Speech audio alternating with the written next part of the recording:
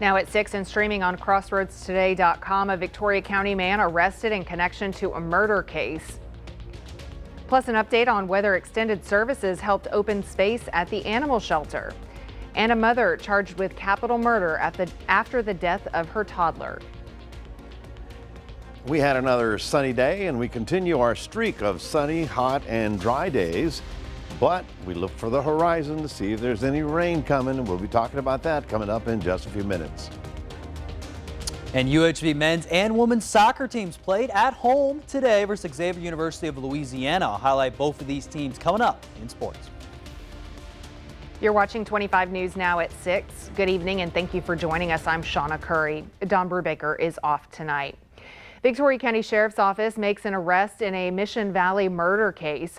Today around noon, deputies arrested 19-year-old Lizon Jameril Thomas Norman of Bloomington.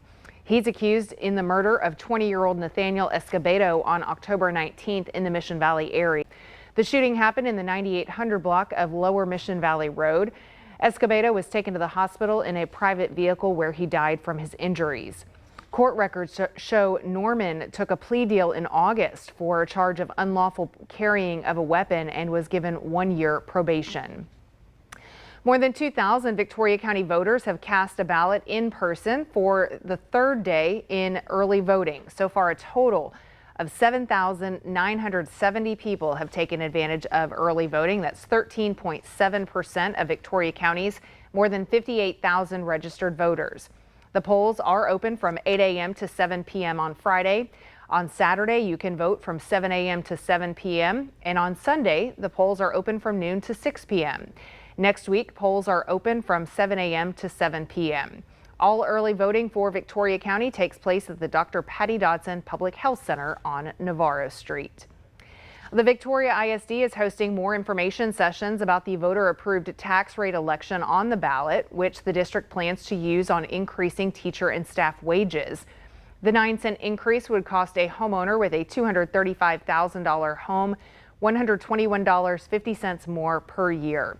There are several information meetings, including one today, that the district will present their plan. Today's is at the De Leon Elementary Library at 6:30. There are two more after this meeting, one on Monday at STEM Middle School Library and one Tuesday at the Chandler Elementary Library. And for our viewer poll today, we want to know which item you're most excited about this election: the presidential race, U.S. Representative District 27, the U.S. Senate, State Representative District 30, Victoria County Commissioner Precinct 1, or the VISD VATRE. We want to hear from you. Go to crossroadstoday.com/vote to participate, or you can scan the QR code there on your screen. More than half of you say that the presidential race is what's getting you out to the polls this election. So, but we want to continue hearing from you, and we'll have the latest results on 25 News Now at 10. Well, Victoria County Animal Services is making changes to help with overcrowding at the shelter. On Wednesday, the shelter stayed open extended hours to allow more time for adoptions and fostering arrangements. The need comes in an effort to avoid euthanizing healthy dogs. The shelter is caring for an average of 110 dogs each day with only 30 kennel spaces. The reason almost all of these dogs are here, 75% of the dogs that are here right now today are here because they were loose. Either Animal Control picked them up on our daily patrols, or Good Samaritans brought them here when they found them. Now, regular hours for VCAS are 10 to 5 Monday through Thursday and 10 to 3 on Fridays. Well, now let's take a first look at your forecast. Here is First Warn Storm Team Chief Meteorologist Mac Perez. And Mac, still not feeling like October just yet. Not at all, but I'm all at Twitter in the weather office because look, a couple of little sprinkle showers popped up in the Gulf. They're moving up here. Could be Port O'Connor sees a little bit of this activity. Thing is, once the sun goes down, I'm sure these things will collapse, but that's about it, the excitement, all we got. Other than that, we're all the quiet side all the way through Halloween. After Halloween, things get more interesting. We'll have all that coming up in just a few minutes. Shauna, back to you. All right, nice to see a little bit of showers out there at least. Well, a heartbreaking story in Galveston. On Wednesday, a toddler died after she fell from the third-floor balcony of a hotel. But now her mother, 30-year-old Chanel Yanko, is charged with capital murder. What first appeared to be a tragic accident quickly took a shocking turn when investigators discovered that 17-month-old Hannah Yanko had severe injuries that they do not believe are related to the fall. They didn't release further details about those injuries, though. A passerby who found the child lying on the sidewalk said he tried to perform CPR. It was heartbreaking to see that. See a little precious, beautiful, perfect little girl laying there lifeless. Hannah was taken to a hospital where she later died. The child's mother was denied bond in a Galveston County court today. Now to the deadly E. coli outbreak at McDonald's that has dozens sick across 10 states, linked to McDonald's Quarter Pounders. This as the first lawsuit has been filed. ABC's Allison Cossack has more. Health officials tracking the E. coli outbreak from McDonald's say they expect the number of cases to grow. In food products, it can spread easily, especially when we have exposures or confirmed disease in folks who live in a wide geographic area. There are now at least 49 confirmed cases across 10 states, ranging in age from 13 through 88. At least one person has died, 10 others hospitalized. We have not been able to confirm that Taylor Farms was the source of the contaminated onions at McDonald's. However, we do know they have instituted a recall of their onions and that they are a McDonald's supplier. It's unclear if the recall is linked to the outbreak investigation at McDonald's. The hottest, juiciest Quarter Pounder yet. Meantime, McDonald's removing the Quarter Pounder from their menu in the states affected by the outbreak. Other beef products at McDonald's, including the cheeseburger, hamburger, Big Mac, McDouble, and the double cheeseburger, are not impacted. And now the first lawsuit in connection with the outbreak, filed by a man who claims he was infected with E. coli 2 days after eating at a Colorado McDonald's. He's claiming negligence and is seeking $150,000 in damages. The situation not sitting well with some customers. Just with the recent news of an outbreak with E. coli, it made me think twice about my afternoon snack. McDonald's has not commented on the lawsuit. The company's spokespeople say if onions are found to be the source of the E. coli outbreak, it would be the first time onions have ever been a carrier for this particular strain of the bacteria. Allison Cossack, ABC News, New York. More on that lawsuit. Eric Stelly's lawyer says he tested positive for E. coli after a few days of pain and is still recovering. The lawsuit accuses McDonald's of product liability, negligence, and breach of implied warranties. The lawyer representing Stelly says he's also representing at least 10 other alleged victims of the outbreak. McDonald's has not commented on the lawsuit. The chain's USA president said Wednesday it is safe to eat at McDonald's and affected ingredients are probably out of the supply chain at restaurants. Well, remember to subscribe to our YouTube channel, Crossroads Today. Hit the like button and click the notification bell to receive alerts when we have new videos posted to YouTube. Stay with us. Coming up on 25 News Now at 6, a judge rules whether the Menendez brothers will be resentenced in the murder of their parents. Plus, the latest on former President Trump and Vice President Harris campaigns with less than 2 weeks before Election Day.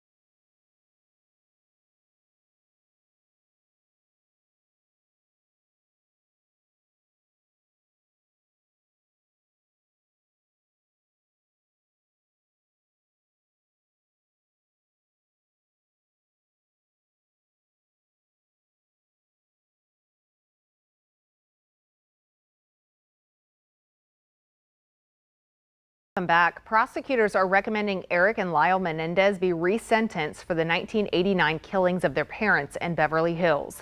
The brothers were sentenced in 1996 to life in prison without parole. Prosecutors must now seek court approval. The brothers admitted to the crime but said they feared their parents were about to kill them to prevent the disclosure of the father's longtime sexual molestation of Eric Menendez. The state of Louisiana is suing the U.S. Department of Homeland Security over the handling of a detainee who may have exposed hundreds of Louisiana inmates to a rare form of tuberculosis. The lawsuit states a woman from China illegally entered the U.S. and was brought to multiple Louisiana facilities. She's suspected of having a rare drug-resistant and aggressive form of tuberculosis. The governor of Louisiana says the public is not in danger, but the state is suing to ensure any inmates exposed to the woman are not released or transferred until they're medically cleared. The patient is under quarantine and recovering. There's a court hearing on the issue next Thursday in Lafayette. The presidential campaigns are fanned across the country today, with former President Trump in Arizona and Vice President Harris in Georgia. And this afternoon, the Harris campaign is calling Trump out on what he says he would do immediately upon getting reelected. ABC's Christiane Cordero has the latest from Washington.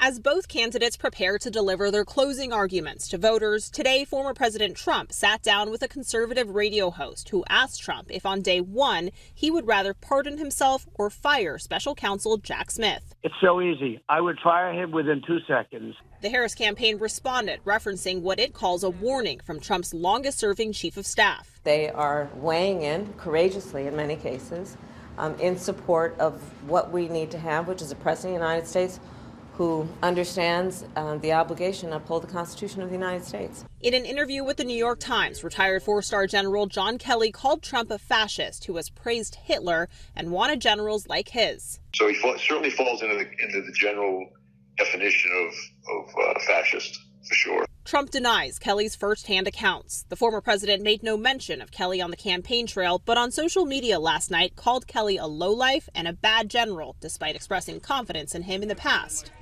General Kelly will go down in terms of the position of chief of staff, one of the great ever. Trump today rallying in Arizona, Harris in Georgia, and on Friday, the soundtrack of her campaign is scheduled to campaign with her. Sources tell ABC News Beyonce will be at Harris's rally focused on reproductive rights in Houston. I think it just shows the breadth and depth of the support that we have and also the enthusiasm that a lot of people are bringing to the campaign and feel about our campaign. Harris's rally tonight is in Atlanta, and former President Obama is scheduled to campaign alongside her for the first time ever. Bruce Springsteen will be there too. Christiane Cordero, ABC News, Washington. And superstar singer Beyonce is set to join Vice President Kamala Harris on the campaign trail. Beyonce will take part in Harris's rally in Houston tomorrow. Beyonce was born in Houston and plans to perform at the rally. Vice President Harris has also received support from Bruce Springsteen, Eminem, Charlie XCX, Billie Eilish, and Taylor Swift. Democratic Representative Colin Allred is also expected to attend Friday's rally. He's in a tight Senate race with Senator Ted Cruz. Singer Willie Nelson is also expected at the rally. Well, good evening, everyone. 85 degrees even at this hour of the day, still on the warm side. A little southerly wind kicking in, got us up to 91 today. Not exactly feeling like October, but the warm and dry streak continues at least through Halloween. After Halloween, things might get interesting. We'll talk more about that coming up in just a moment.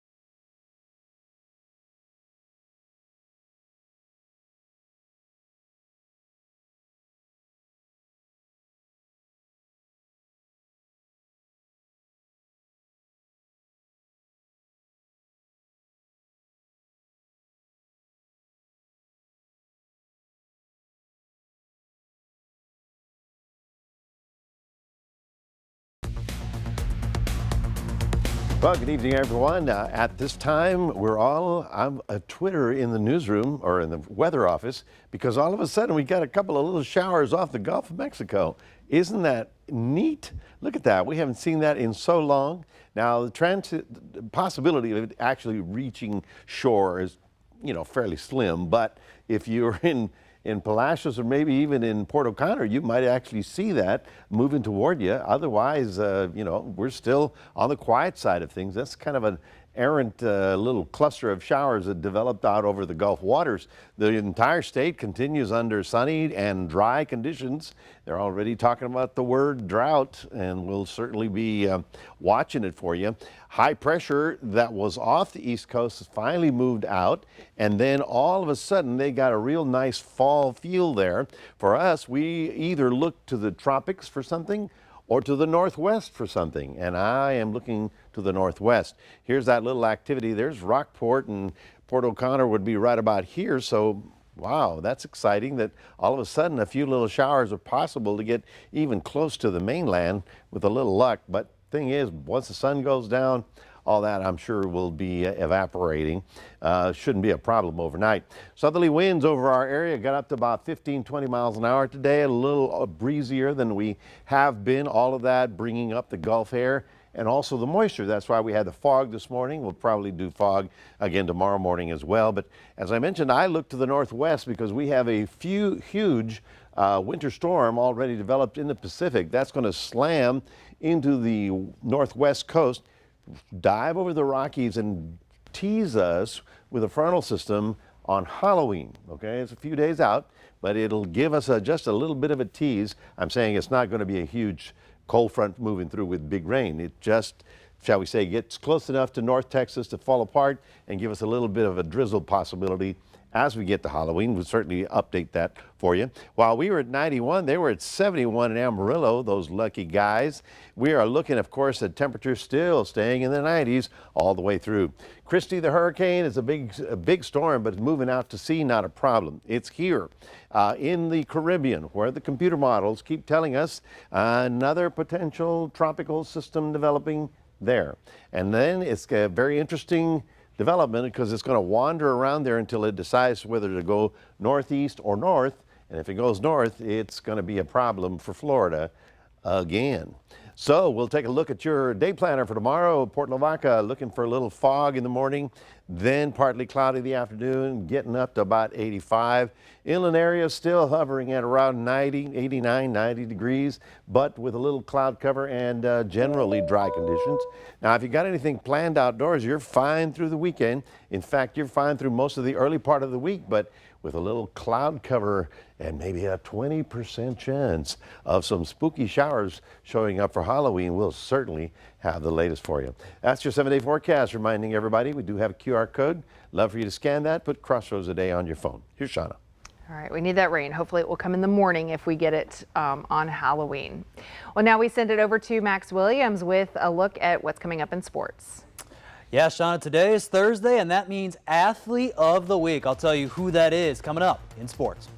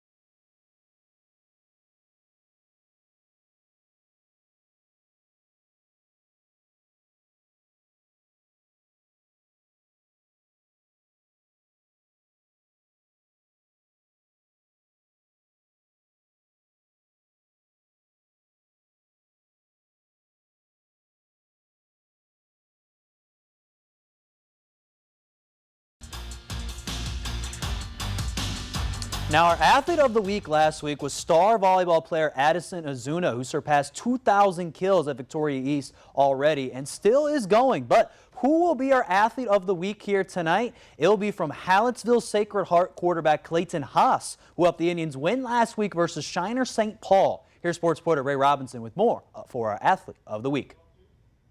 For your athlete of the week, we're taking you to Hallettsville, Texas at Sacred Heart High School. In a private school, but still provides the great energy of Texas Friday night football. Junior wide receiver Clayton Haas was a crucial part in the Indians' offense last week.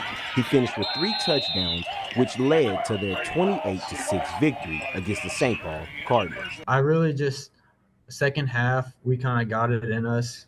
And our line, they did a better job second half. And we just kind of found out where St. Paul's defense flawed and worked off of that.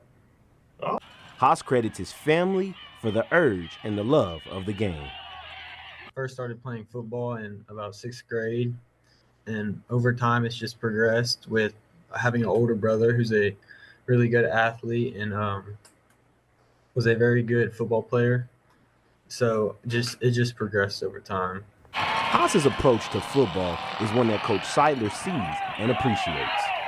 He's just a real role model for everybody out there. The way he's extremely respectful, the way he carries himself, the way he prepares, the way he practices.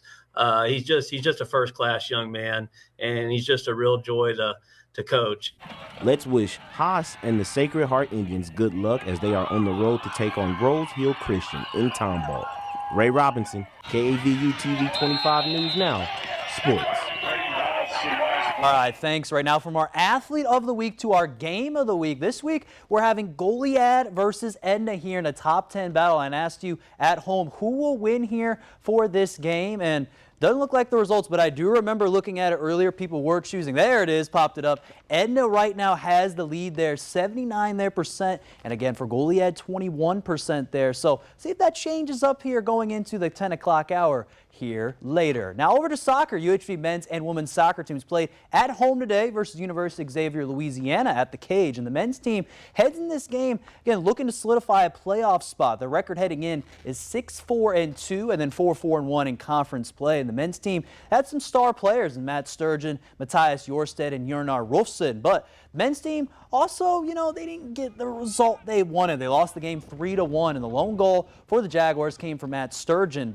And the 2 goals came from Xavier Artu Rubin. And the men's Jaguars team looking to regroup because senior day is going to be happening here again this Saturday at 3:30 p.m. for the men's and 1 for the women's. And speaking of the women's team, they lost today 1-0. And top goal scorer Kylie Spree Kulos had a chance to take the lead there for the Lady Jaguars, but it was saved there. A big-time crucial save by Xavier, and then they would capitalize in the 41st minute from a goal from Zamira Roper. And now finally tonight, hometown team Victoria Gators. Yes, you got some Thursday night football here. They're going to be playing tonight at the Field of Dreams at 7 p.m. here, so in about 30 minutes so time versus the Tribe Warriors. And the Gators, they're 3-4 right now, and they're on a 2-game winning streak right now. So we'll see if they can get the win tonight. We'll have some highlights and a couple post-game interviews here on 25 News Now Sports at 10.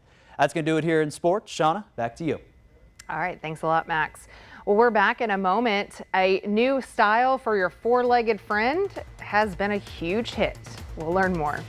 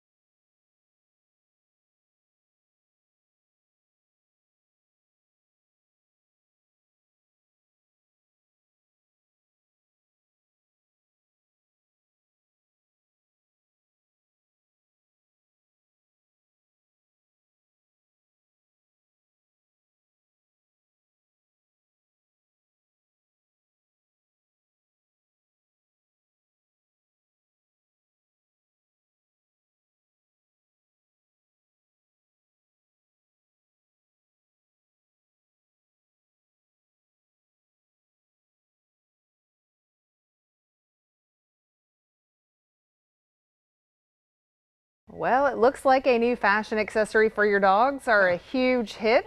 Crocs for dogs were launched and the company sold out of the boots for pets in a single day. Wow. The new product launch was part of the company's Croctober promotion. The pet boots launched alongside matching clogs for pet owners as part of Croc Day on Wednesday. I did not know that there was a particular Croc Day, but the doggy boots come in green and pink and they were priced at $50. I can't say a pair because there's four of them. A quad. A foursome. As of Wednesday evening, the glow-in-the-dark human clogs were still available, though. So I think they sold more dog ones than they did human. But I mean, we buy costumes for Halloween costumes for our dogs and sweaters. Will your dog actually wear them? Is the question. One of mine would, yes. Okay. Likes the fashion thing, or she just doesn't care. You can put clothes on her, and it won't bother how she. No, my other sitting there dogs. going, what is this? You know, get it off my feet. Anyway, folks, maybe they'll need the Crocs because the sidewalks are so warm. You were looking at high temperatures tomorrow, about 90, 91. Our hot streak continues all the way through Halloween. Now, on Halloween, a teaser front comes close to our area, and we've got a whopping 20% chance of a shower or two. Right. I wouldn't get too excited about that just yet, but we'll certainly be watching it for you. Maybe if we do get some rain, the shoes would help to keep the mud off their paws. I don't know. But, well, thanks for being here. Join us for 25 News now at 10. Have a great evening.